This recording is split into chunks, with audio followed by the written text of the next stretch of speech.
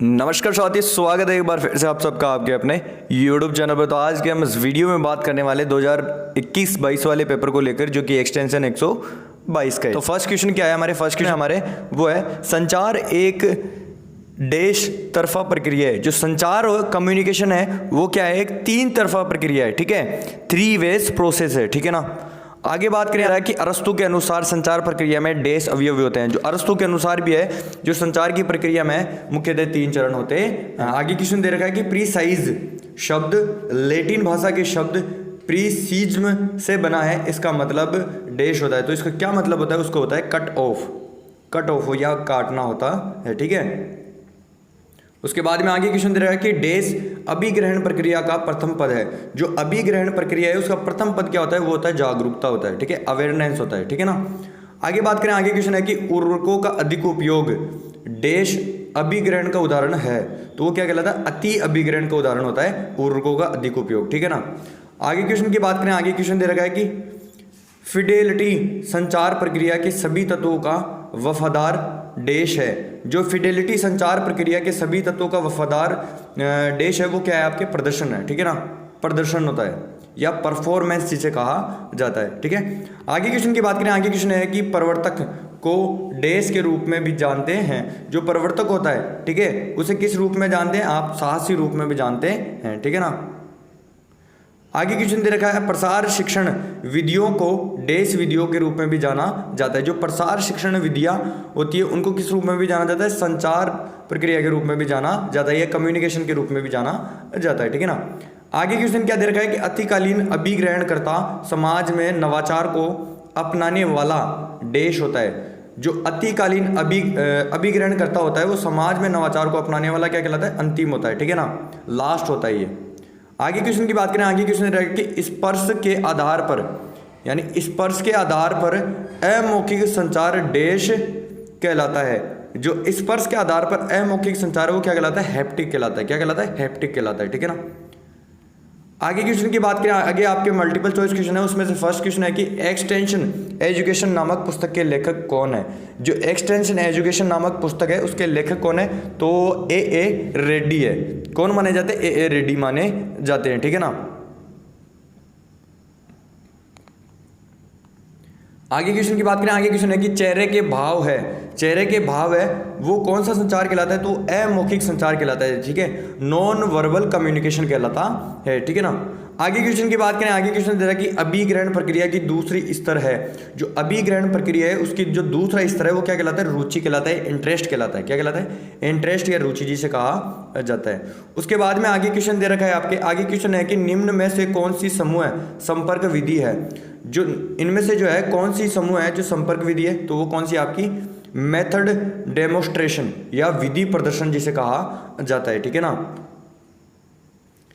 आगे क्वेश्चन दे रखा है, उसके बाद में आगे क्वेश्चन है कि अभिग्रहण किस तरह की प्रक्रिया है। जो अभिग्रहण होती है, एडॉप्शन होता है, वो किस तरह की जो प्रक्रिया है वो किस तरह की प्रक्रिया है? निर्णयात्मक प्रक्रिया है, ठीक है। कैसी प्रक्रिया है? निर्णयात्मक प्रक्रिया है। आगे नेक्स्ट क्वेश्चन क्या दे रखा है कि निम्नलिखित में से कौन सी सर्वजन सामग्री है। जो सर्व सामग्री यानी शून्य की जो सामग्री है वो कौन सी है इनमें से? तो वो आपके रेडियो है, वो सर्व सामग्री मानी जाती है, ठीक है।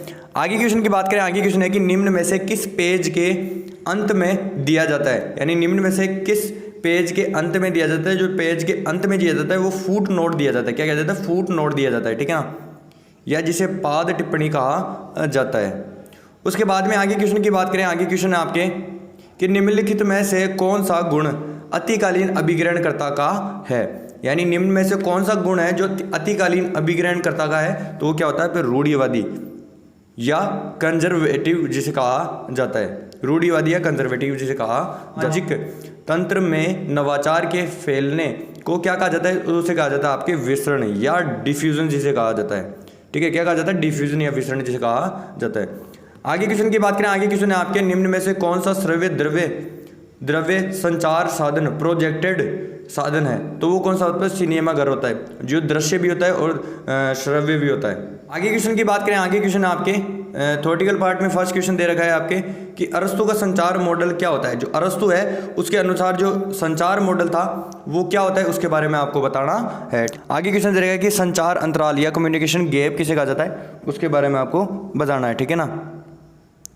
आगे क्वेश्चन देखिए श्रोताओं से संबंधित संचार में जो बाधाएं उत्पन्न होती है उनके बारे में आपको है बताना है, ठीक है ना। आगे क्वेश्चन दे रखा है इसमें, आगे क्वेश्चन की लेखन कौशल राइटिंग स्किल्स क्या होती है उसके बारे में आपको बताना है। राइटिंग स्किल्स क्या होता है कि किस प्रकार से जो आप लेखन की क्रिया अच्छी तरीके से लेखन की क्रियाएं कर सकते हैं। कर्मणिक का महत्व क्या होता है, ठीक है।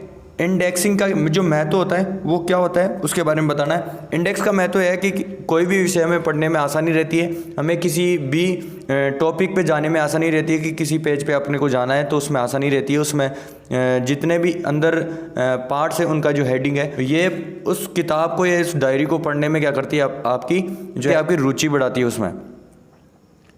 आगे क्वेश्चन की बात करें, आगे क्वेश्चन है कि अभिग्रहण को परिभाषित कीजिए, एडॉप्शन को परिभाषित कीजिए।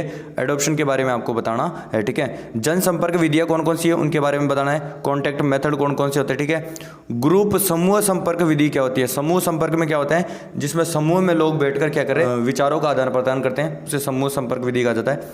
होमोफिली क्या होता है उसके बारे में आपको बताना है कि होमोफिली क्या होता है उसके बारे में आपको परिभाषा देनी है। प्रसार शिक्षा में सामाजिक मीडिया का उपयोग, जो सोशल मीडिया है उसका उपयोग किस प्रकार से प्रसार शिक्षा में उसके बारे में आपको बताना है। आगे क्वेश्चन क्या रहा है कि अभिग्रहण प्रक्रिया के परीक्षण स्तर क्या है उसके बारे में बताना है। कोमल दक्षता या सॉफ्ट स्किल्स क्या होती है उसके बारे में आपको बताना है, ठीक है। आगे क्वेश्चन रहेगा संचार में एनकोडिंग क्या होता है। संचार में एनकोडिंग क्या होता है उसके बारे में आपको बताना है, ठीक है ना। आगे क्वेश्चन की बात करें, आगे क्वेश्चन रहेगा कि मीडिया मिक्स रणनीति क्या है। जो मीडिया मिक्स रणनीति क्या होती है उसके बारे में आपको बताना है। संचार का बार्लो मॉडल, संचार का बार्लो मॉडल क्या है उसके बारे में आपको बताना है, ठीक है। आगे क्वेश्चन क्या दे रखा है कि परिणाम प्रदर्शन क्या होता है। परिणाम प्रदर्शन क्या होता है उसके बारे में आपको बताना है। संदर्भ सूची बनाने की विधियां कौन कौन सी है उसके बारे में आपको बताना है, ठीक है। उसके बाद में आगे क्वेश्चन रहेगा कि संचार में संदेश से संबंधित बाधाएं, संचार में संदेश से संबंधित जो बाधाएं आती है, जो बाधाएं उत्पन्न होती है उनके बारे में आपको बताना है। संदेश उपचार क्या होता है, ट्रीटमेंट ऑफ मैसेज क्या होता है उसके बारे में आपको बताना है। संचार में प्रभावी लक्षण का क्या महत्व होता है उसके बारे में आपको बताना है। समूह चर्चा या ग्रुप डिस्कशन क्या होता है। आगे बात करें, आगे क्वेश्चन है आपके प्रसार शिक्षण विधियों का उपयोग व प्रकार के आधार पर वर्गीकरण करें। उसके बाद में क्वेश्चन रहेगा कि अभिग्रहण प्रक्रिया के चरणों का वर्णन करना है। जो अभिग्रहण प्रक्रिया है उसके चरणों का क्या करना है, वर्णन करना है। उसके बाद में क्वेश्चन रहेगा संचार को परिभाषित कीजिए। संचार क्या होता है, कम्युनिकेशन क्या होता है उसके बारे में बताना है। संचार के कार्यों पर चर्चा करनी है, यानी संचार के जो वर्क होते हैं कौन कौन से होते हैं उनके कार्यों के बारे में आपको बताना है, ठीक है। उसके बाद में क्वेश्चन रहेगा कि विभिन्न अभिग्रहणकर्ताओं की श्रेणी का चित्र के माध्यम से वर्णन करना है। जो अभिग्रहणकर्ताओं की श्रेणी है उनको चित्र के माध्यम से आपको क्या करना है, प्रस्तुत करना है। आगे क्वेश्चन दे रखा है कि आईसीटी सूचना संचार तकनीकी से आप क्या समझते हैं। आईसीटी आपके 121 में भी आती है, यानी एक्सटेंशन 121 में भी क्वेश्चन आती है आईसीटी से संबंधित है कि आईसीटी क्या है, इंफॉर्मेशन कम्युनिकेशन टेक्नोलॉजी क्या होती है उसके बारे में बताना है आपको। प्रसार शिक्षा में महत्व, यानी प्रसार शिक्षा में इसका क्या महत्व है आईसीटी का उसके बारे में आपको बताना है, ठीक है। आज के इस पेपर में इतना ही था, मिलते हैं अगले वीडियो में, तब तक के लिए जय हिंद जय भारत दोस्तों, थैंक यू।